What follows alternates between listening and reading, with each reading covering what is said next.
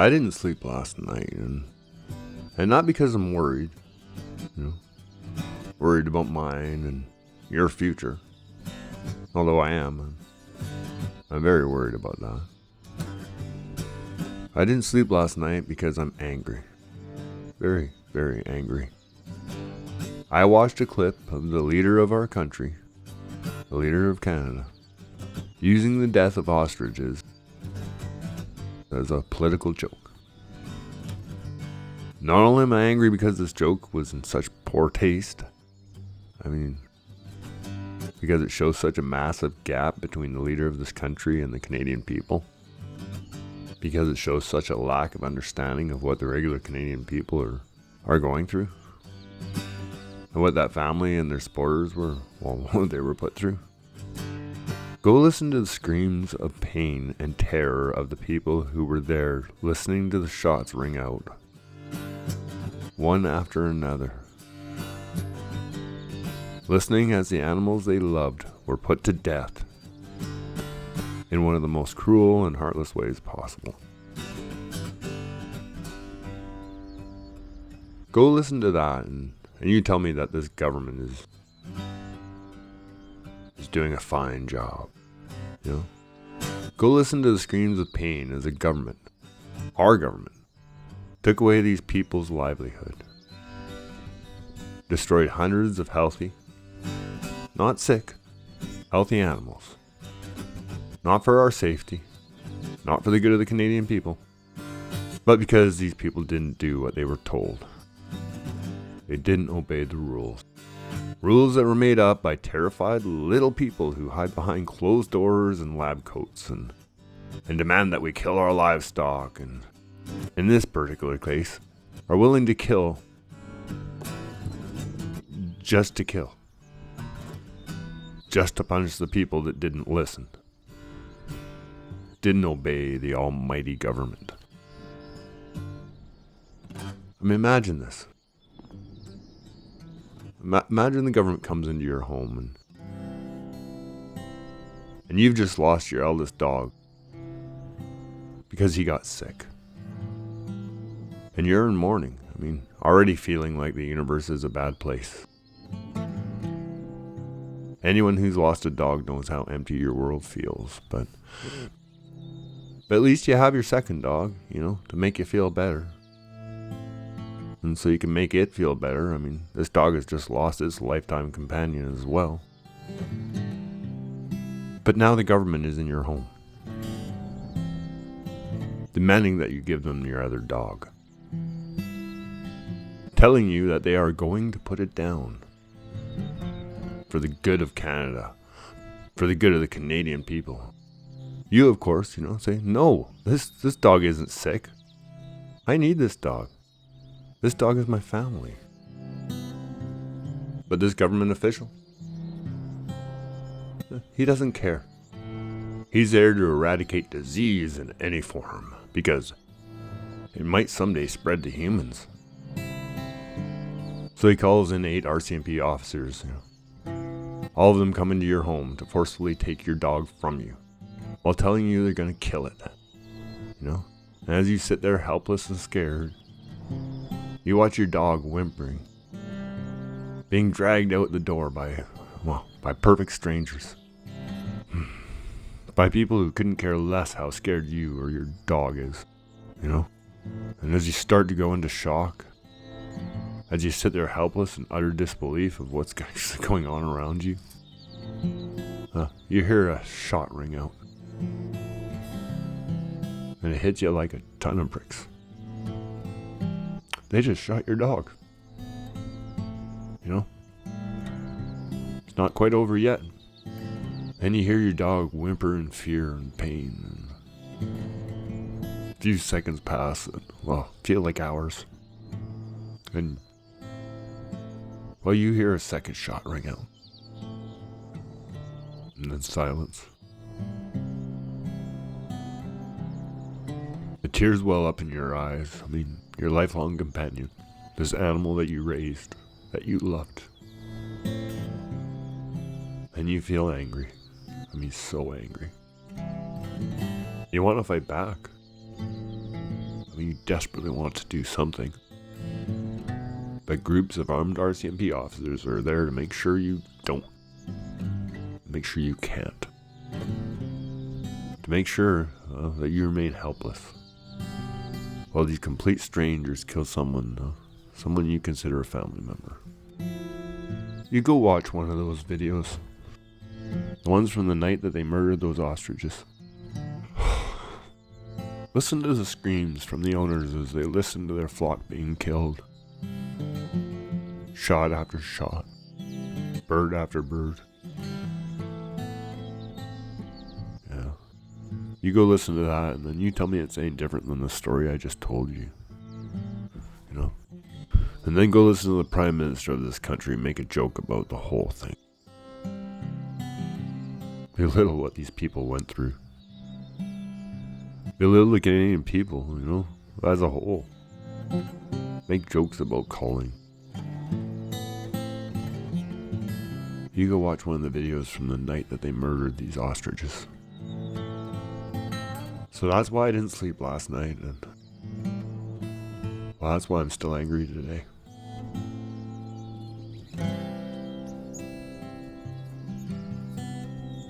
And you should be angry too. I mean, even if you're not passionate about the ostriches. You know, there's a woman who has signed up for MAID and is scheduled to die in early January. Not because she needs to die, but because she can't get a referral from a specialist so she can go see another specialist to get the help that will save her life. She is in very bad pain, which is why she's chosen MAID, and she doesn't feel like she's got any choice. Our medical system has completely failed her. The only two choices Canada has left her is, well, die by choosing MAID or die sick and in pain. The options of life-saving medical care, well, it's not even being considered. Life-saving medical care is not considered an option in our country, but MAID is. I mean, thankfully, a well-off, fairly famous American commentator, well, he's offered to pay for her surgery.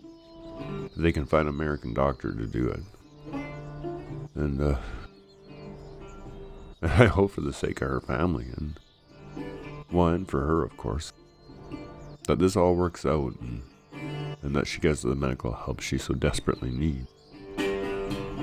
That she can cancel that MAID appointment and enjoy many more years on this planet. The Americans offered to help with the ostriches as well, and our government, they didn't allow that, did they? This isn't some kind of political game. These are lives. The lives of real people, I mean. Their pasts, their futures. Canadian people being ruined, being forgotten about by our own government. And our Prime Minister thinks it's a topic to joke about. He also joked about beluga whales, and I mean, if you aren't aware of the marine land story and how even more animals are being forgotten and abused in this country. As our economy collapses and stories like marine land become a regular occurrence, that's not important to our highest leaders. The death of hundreds of ostriches, the suffering of beluga whales, they're just all a funny joke. Or like when he's asked about national matters that the Canadian people are worried about, and he simply replies, "Who cares?" Then he has a speech where he makes fun of dead ostriches. I mean, I'm not laughing. I'm not. This tiny little man full of self-interest and globalist ambitions. I mean, he may hold the title of Prime Minister, but he's no leader. And I, for one, have lost any recognition of this man as a leader. Honestly, all I feel now is disgust.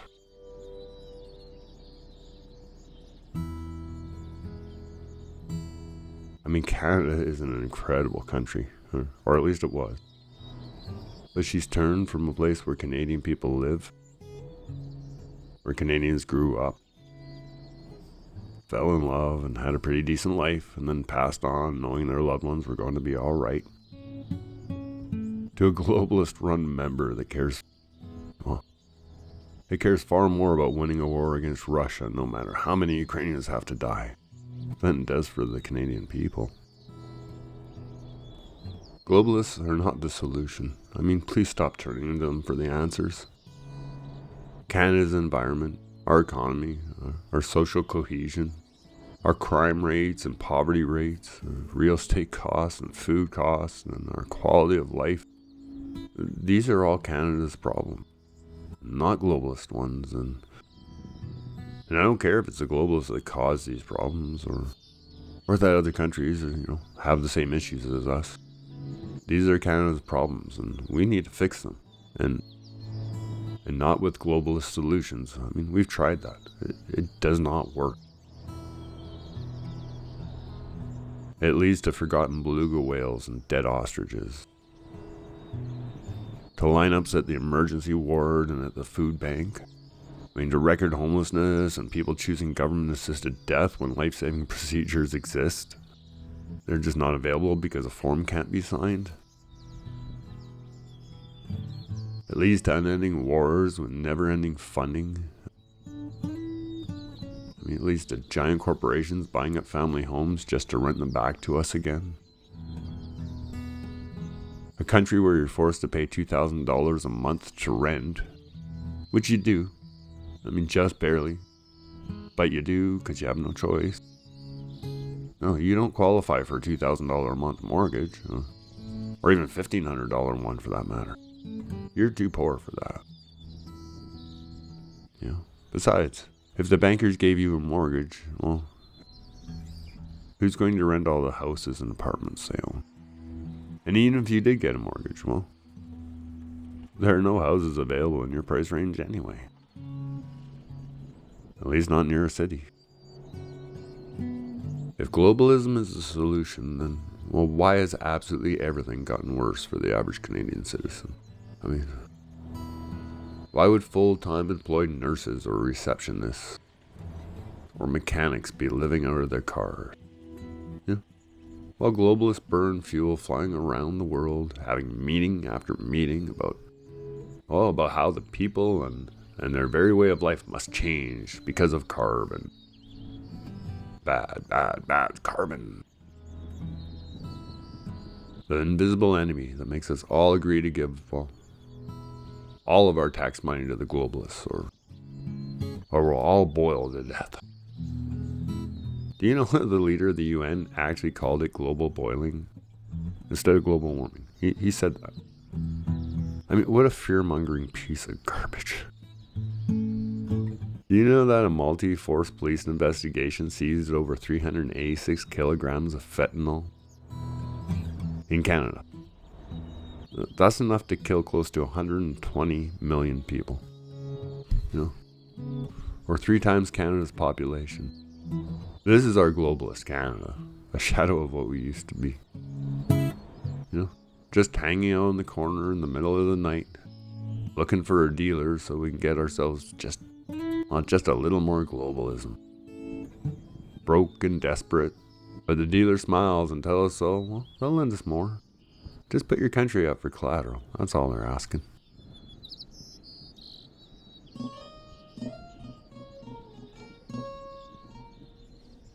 And that's where we are now, about to lose our country to globalism. But all we have to do is say no. I mean, seriously. No more globalism. Canada is keeping its money because, Canada has had it with its globalist. We need to tell them. We need to tell them. The leaders, we're not funding any more wars. Anywhere. Anymore. No. Not because we don't care about the suffering of others. Because if we did, well, we would not fund the killing of people. Period. Would we? I mean, understand that. If we fund wars, our tax money is going to kill individual people in other countries. Why? I mean, we're supposed to be this country that accepts everybody. We're a globalist country now, where no matter what you believe in, or what religion you have, or what skin color you have, or what your culture is, I mean, we even welcome in known criminals and terrorists over the past, well, number of years. We don't even need to do background checks, do we? Just come on in. And I'm not anti-immigration by any means, but anyone who looks can see how poorly this is being run, how bad our immigration system is. I mean, because it's not Canada's needs our immigration system is worried about. It's globalist needs. So we're supposed to accept people from every other culture, from every other country in the world, no matter what. We aren't allowed to dislike anyone for any reason. But if our government doesn't like another country, our government doesn't agree with, well, their government, and that's a whole different story. Now we don't care about the people of that country. Now we don't like everybody, do we? Nope. Now we go to war, or as in Canada's case, we just pay for it. Use Canadian tax dollars to house foreign people in our own country while simultaneously using tax dollars to fund the killing of foreigners while in their country. Why, I ask? I mean, if we don't have a problem with their beliefs or religion or their way of life, and they aren't attacking us directly, why are we funding the death of fellow human beings? I mean, do Russians threaten my way of life? My freedom in any way, shape, or form? Is Russia a danger to Canada? The answer is no. Russia is a danger to globalism. I mean, especially after they were kicked out of the G8. Not allowed to be part of the globalist elite group of 8 anymore. Nope, Russia's mean. Russia didn't want to go along with the ever-changing globalist rules, so our last prime minister and some of the other G8 leaders, well, they kicked Russia out. Renamed themselves the G7. And then tried to get Ukraine to join NATO. As a NATO country, Ukraine would have nuclear weapons right on Russia's border. I mean, is this globalist crap? The ego of the globalist leaders that we're still sending money to Ukraine, to close strangers and far-off lands in a never-ending war. All while the Canadian people slowly lose our own country. While our prime leader jokes about the killing of ostriches and the suffering of beluga whales. And people are offered MAID because they can't get life-saving surgeries or treatment. Or they're just broke and facing homelessness. The politician offers us slogans and witty comebacks, but none of them actually help us. I mean, they're too busy flying around trying to solve global problems. I mean, they're going to save us from the giant, scary, horrible, deadly, climate-warming, global-boiling, atmospheric river heat dome-wearing carbon monster that's trying to destroy this entire Earth.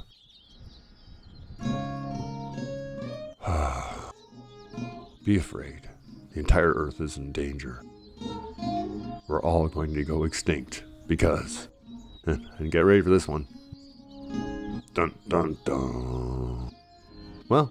The temperature is going to rise by 1.5 degrees. Then chaos is going to happen. I mean, their computer models prove it. And they can see the future. So, you and me, well, we need to be afraid. No. We have more forest fires because we have horrible forest management and our fire mitigation practices are awful. We still have a massive problem with dead pines caused by the pine beetle. That turned our forests from healthy to firewood. Instead of funding better forest management or buying better firefighting equipment, instead, well, we give our money to Ukraine or to buy F-35s that, we so far have never received. I mean, instead of water bombers, so it could combat this very serious problem. And we seem to have a rather large arsonist problem on top of all of this. But we're supposed to just ignore all of that. None of that's important. It's global warming and climate change. Give the globalists more of our money. But what about all the flooding, you may ask? I mean, everything's flooding lately again, right? Do you know that river valleys used to be where we put our farms and ranches? I mean, because they were prone to flooding from time to time, and, well, that made for very good growing land. And if it did flood, well, it only affected a small number of people and homes. Not to say that that wasn't tragic, but it was on a different scale than it is now.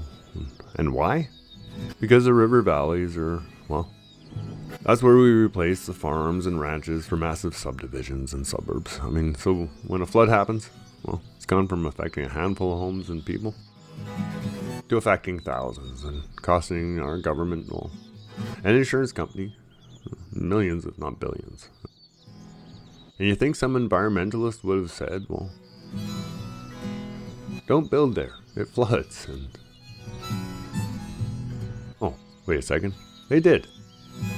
And a banker overwrote them while dreaming of all the new mortgages he'd get to write. Just think of all the bonuses. So now we build suburbs and flood valleys and act surprised when these valleys flood, and then we blame climate change and the evil carbon monster that, well, if we just give the globalists a few billion more dollars, well, fires and flooding will be a thing of the past, right?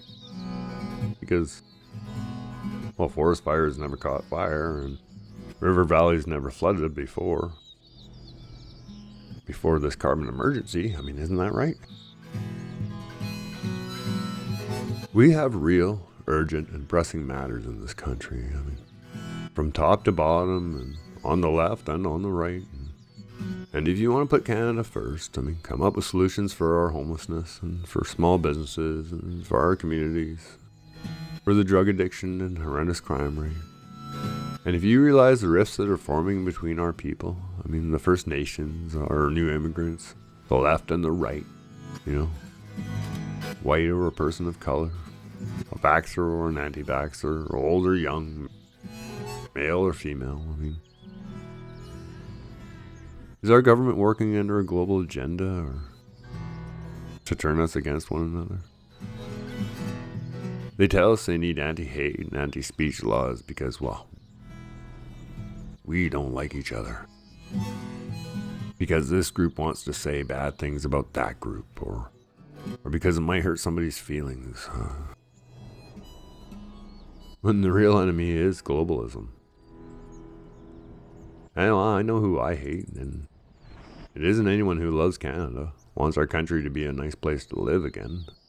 I mean, this is a big country. We have lots of room for different people with different beliefs. It's globalists that believe globalism comes first. That we should have a global government that can tell Canada what to do. That we believe that a global health organization should direct the whole globe. I mean, forcefully if needed. If we have another pandemic. I mean, what happens if they're wrong? What happens if they make a mistake and they get it wrong? Then the whole globe gets it wrong. I mean this global economic crisis, it's because they got it wrong. It wasn't COVID. It wasn't that they had no choice. I mean, there were plenty of doctors who said there was no reason to shut down our economy. But we did it anyway.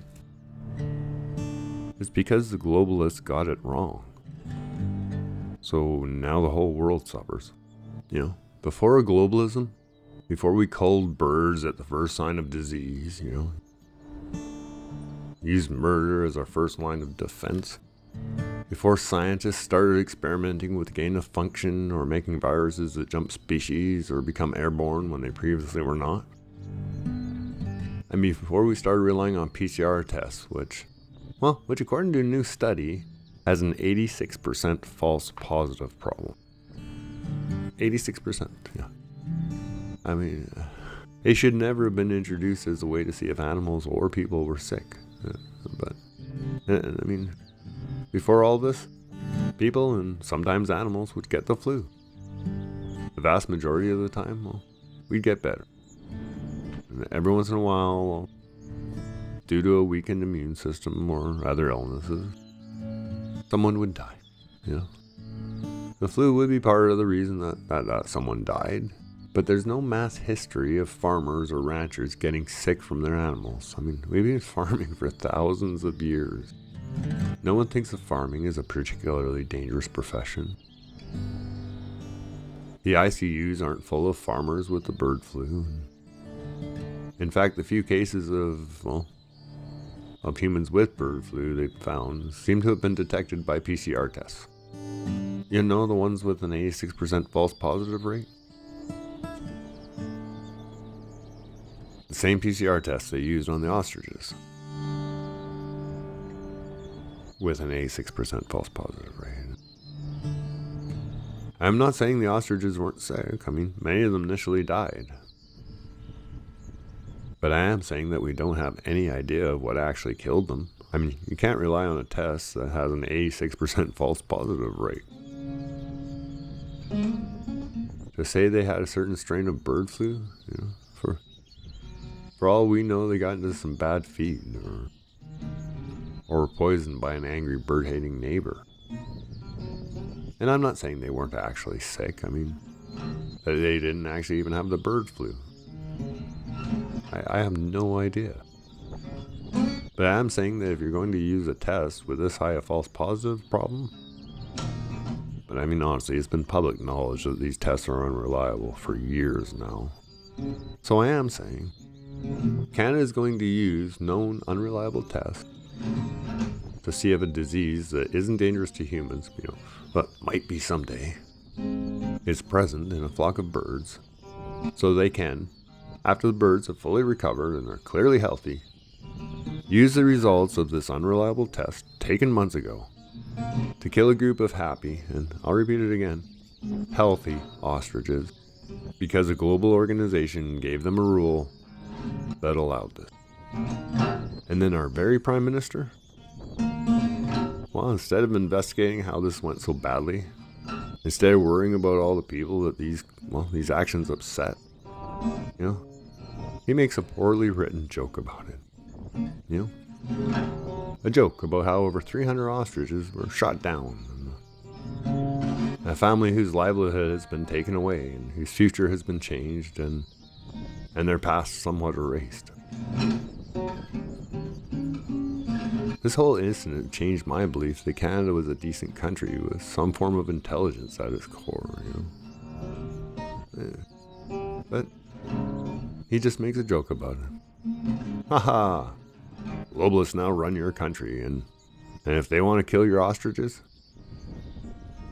there's nothing you can do about it. Haha! Let's all laugh at the suffering the belugas are going through. Ha ha ha. You know? If he's joking about this in public, just imagine what he's joking about behind closed doors. I mean, pure globalism running the show. It's as bad as pure capitalism, or pure socialism, or pure communism, or pure fascism. I mean, Canada should be Canadian first and a good global citizen second. But globalism is an ism. I mean, it might as well just be a cult. And it's not something we should belong to. Global trade, ending global hunger, ending global poverty, ending global wars, world pollution, and human trafficking. Canada should absolutely do its part to help out where it can. But globalism needs all these problems to stay in power. And they need an invisible carbon monster. And they need to kill all the ostriches. And scare us with diseases and keep us all afraid. Well, you might say, well, we need a globalist banker in charge because, well, the American president, he wants to own us. Have you looked at that fellow? The American president is in his 80s. I mean, he's not an intimidating man. And unlike a king, I mean, his term will end, and we'll have a new American president to deal with. But we need to be afraid, be very, very afraid. The last 45 presidents were different. This one is going to destroy Canada. Why? Why? Because the globalists say so.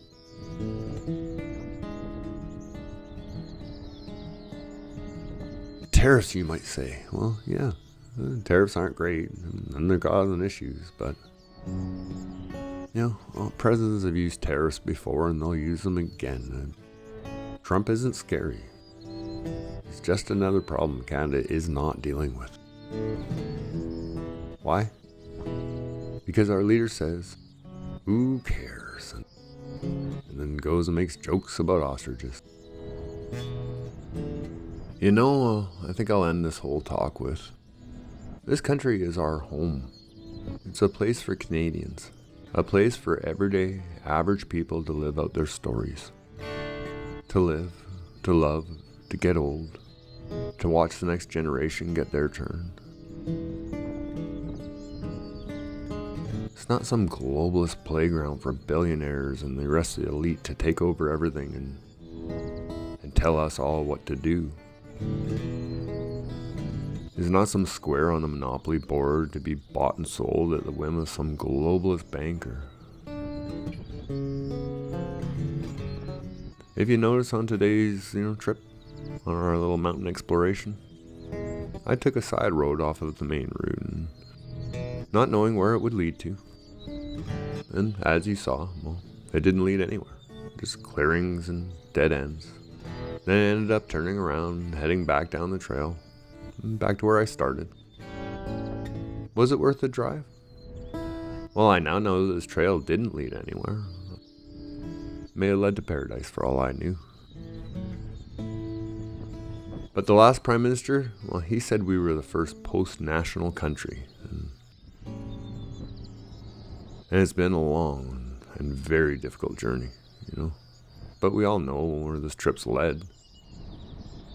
It's led to nothing but a dead end. And it's time to turn around. It's time to go back to being a national country again. A country called Canada. One that's a home for Canadians, not globalists. You want to save Canada? It's community first and globalism last.